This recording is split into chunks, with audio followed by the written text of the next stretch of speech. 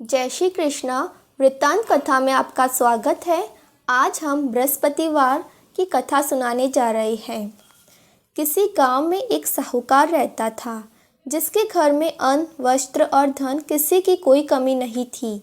परंतु उसकी स्त्री बहुत ही कृपण थी, किसी भिक्षार्थी को कुछ नहीं देती थी, सारे दिन घर के काम काज में लगी रहती थी। एक समय एक साधु महात्मा बृहस्पतिवार के दिन उसके द्वार पर आए और भिक्षा की याचना की। स्त्री उस समय घर का आंगन लीप रही थी। इस कारण साधु महाराज से कहने लगी कि महाराज, इस समय तो मैं घर लीप रही हूँ, आपको कुछ नहीं दे सकती, फिर किसी अवकाश के समय आना।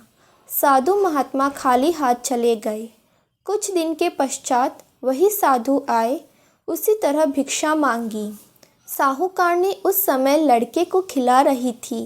कहने लगी, महाराज मैं क्या करूं, अवकाश नहीं है, इसलिए आपको भिक्षा नहीं दे सकती।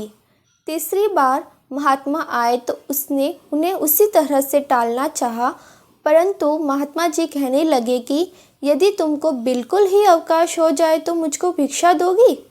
साहूकारनी कहने लगे कि हाँ महाराज, यदि ऐसा हो जाए तो आपकी बड़ी कृपा होगी। साधु महात्मा जी कहने लगे कि अच्छा, मैं एक उपाय बताता हूँ। तुम बृहस्पतिवार को दिन चढ़ने पर उठो और सारे घर में झाड़ू लगाकर कूड़ा एक कोने में जमा करके रख दो। घर में चौका इत्यादि मत लगाओ।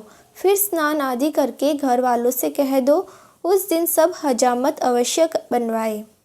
रसोई बनाकर चूल्हे के बीच रखा करो, सामने कभी न रखो।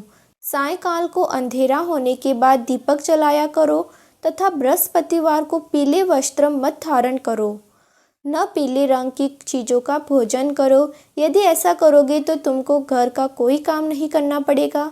साहूकारनी ने ऐसा ही किया। बृहस्पतिवार को दिन चढ़े उठी, झाड़ू लगाकर कूड़े को घर में जमा कर दिया। पुरुषों ने हजामत बनवाई, भोजन बनवाकर चूल्हे के पीछे रखा। वह सब बृहस्पतिवारों को ऐसा ही करती रही। अब कुछ काल बाद उसके घर में खाने को दाना न रहा।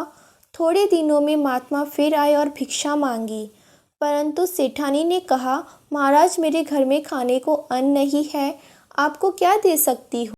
तब महात्मा ने कहा कि जब तुम्हारे घर में सब कुछ था तब भी तुम कुछ नहीं देती थी, अब पूरा पूरा अवकाश है तब भी कुछ नहीं दे रही हो।